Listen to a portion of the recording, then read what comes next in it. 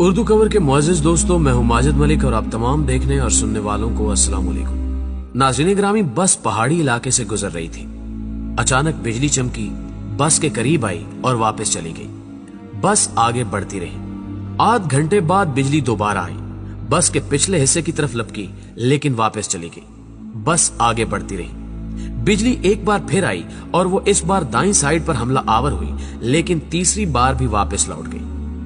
Driver समझदार था, उसने गाड़ी रोकी और ऊंची आवाज में बोला, भाइयों, बस में कोई गुनाहगार सवार है, ये बिजली उसे तलाश कर रही है। हमने अगर उसे न उतारा तो हम सब मारे जाएंगे।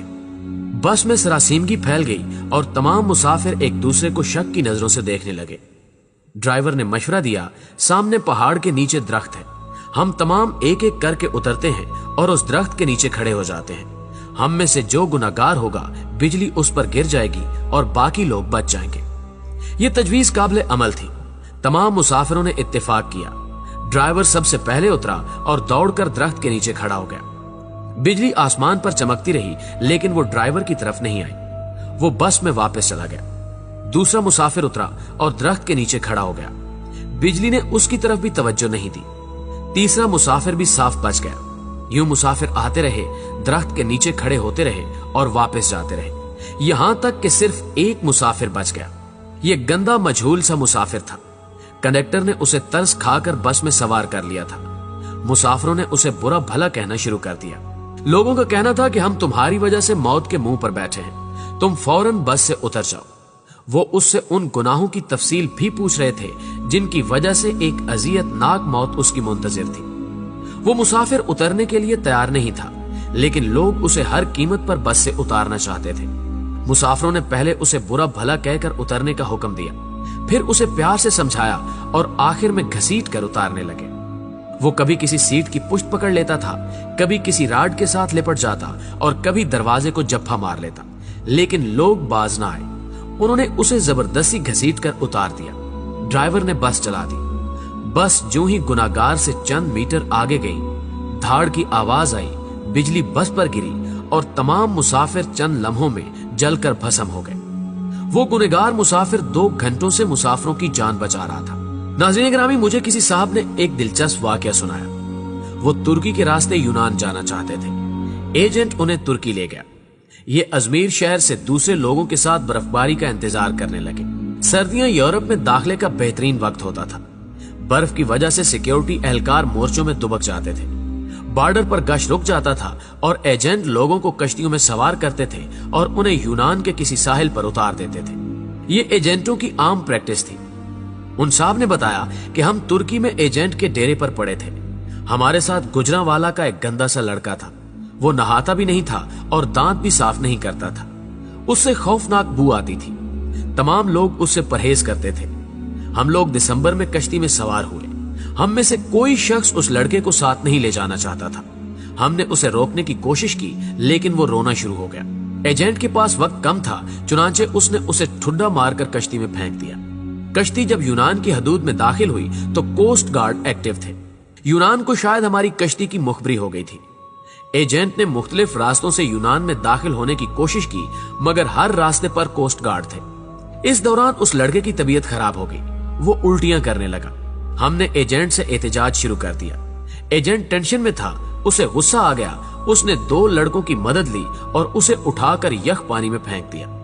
वो बेचारा डुबकियां खाने लगा। हम आगे निकल गए। हम अभी आध किलोमीटर आगे गए थे कि हम पर फायरिंग शुरू हो गई। एजेंट ने कश्ती मोड़ने की कोशिश की। कश्ती अपना तवाजुन बरकरार न रख सकी और वो पानी में उलट गई। हम सब पानी में डुबकियां खाने लगे। मैंने खुद को सर्दी, पानी और खौफ के हवाले कर दिया। मेरी आंख खुली तो मैं अस्पताल में था। मुझे अमले ने बताया कि कश्ती में सवार तमाम लोग मर चुके हैं, सिर्फ 2 लोग बचे हैं। मैंने दूसरे शख्स के बारे में पूछा। डॉक्टर ने मेरे बेड का पर्दा हटा दिया। दूसरे बेड पर वही लड़का लेटा था जिसे हमने अपने हाथों से समंदर में फेंका था। समंदर की लहरें धकेलकर उसे साहिल तक ले आई थी। मुझे कोस्ट गार्ड ने बचा लिया था, जबकि बाकी लोग गोलियों का निशाना बन गए या फिर सर्दी से ठिठर कर मर चुके थे। मैं 15 दिन अस्पताल में रहा। मैं इस दौरान ये सोचता रहा कि मैं क्यों बच गया। मुझे कोई जवाब नहीं सूझता था। मैं जब अस्पताल से डिस्चार्ज हो रहा था, मुझे उस वक्त याद आया कि मैंने इस लड़के को लाइफ जैकेट पहनाई थी। एजेंट जब उसे पानी में फेंकने के लिए आ रहा था तो मैंने फौरन बाग से जैकेट निकालकर उसे पहना दी थी। ये वो नेकी थी जिसने मुझे बचा लिया।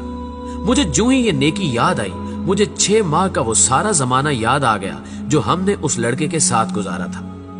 हम न सिर्फ तुर्की में उसकी वजह से बचते रहे थे, बल्कि वो जब तक हमारी कश्ती में मौजूद रहा, हम कोस्ट गार्ड से भी महफूज रहे, यख पानी से भी और मौत से भी महफूज रहे।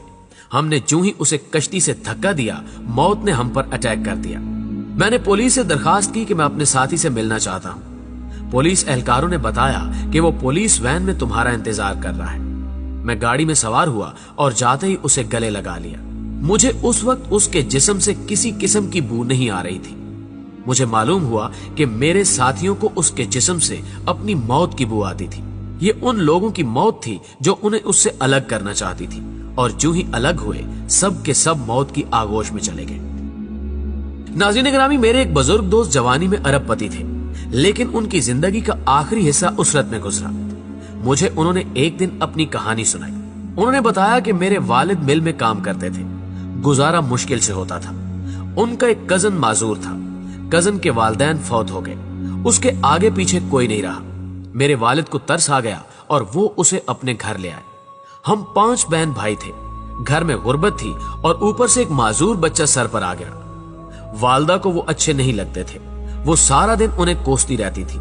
हम भी वालदा की वजह से उनसे नफरत करते थे, लेकिन मेरे वालिद को उनसे मोहब्बत थी। वो उन्हें हाथ से खाना भी खिलाते थे और उनका बोल बराज भी साफ करते थे और उन्हें कपड़े भी पहनाते थे। अल्लाह का करना यह हुआ, हमारे हालात बदल गए। हमारे वालिद ने छोटी सी भट्टी लगाई, ये भट्टी कारखाना बनी और वो कारखाना कारखानों में तब्दील हो गया। हम अरबपति हो गए। 1980 की दहाई में हमारे वालिद फौत हो गए। वो चचा तरके में मुझे मिल गए। मैंने उन्हें चंद माह अपने घर रखा, लेकिन मैं जल्द ही तंग आ गया। मैंने उन्हें पागल खाने में दाखिल करा दिया और वो पागल खाने में रहकर इंतकाल कर गए। बस उनके इंतकाल की देर थी कि हमारा पूरा खानदान अर्श से फर्श पर आ गया। हमारी फैक्ट्रियां, हमारे घर और हमारी गाड़ियां, हर चीज नीलाम हो गई। हम रोटी के नवालों तक को तरसने लगे। हमें उस वक्त मालूम हुआ कि हमारे माजूर चचा हमारे रिज्क की जमानत थे। हम उनकी वजह से मोहल्लों में जिंदगी गुजार रहे थे। वो गए तो हमारी जमानत भी खत्म हो गई। हमारे महल हमसे रुखसत हो गए और हम सड़क पर आ गए। प्यारे दोस्तों, ये तीनों वाकयात आपके लिए हैं। हम नहीं जानते कि हम किन लोगों की वजह से जिंदा हैं, हम किन की वजह से कामयाब हैं और हम किन की बदौलत मोहल्लों में जिंदगी गुजार रहे हैं। हम ये भी नहीं जानते कि हम किसको बस से उतारेंगे, हम किसको कश्ती से बाहर फेंकेंगे और हम किसके खाने की प्लेट उठाएंगे, और वो शख्स हमारा रिस्क, हमारी कामयाबी और हमारी जिंदगी साथ ले जाएगा। हम हरगिज नहीं जानते, लिहाजा हम जब तक उस शख्स को पहचान नहीं लेते, हमें उस वक्त तक किसी को बस, कश्ती और घर से निकालने का रिस्क नहीं लेना चाहिए, क्योंकि हो सकता है हमारे पास जो कुछ हो वो सब कुछ उस शख्स का हो, और अगर वो चला गया तो सब कुछ चला जाए, हम न रहे, मट्टी का ढेर बन जाए।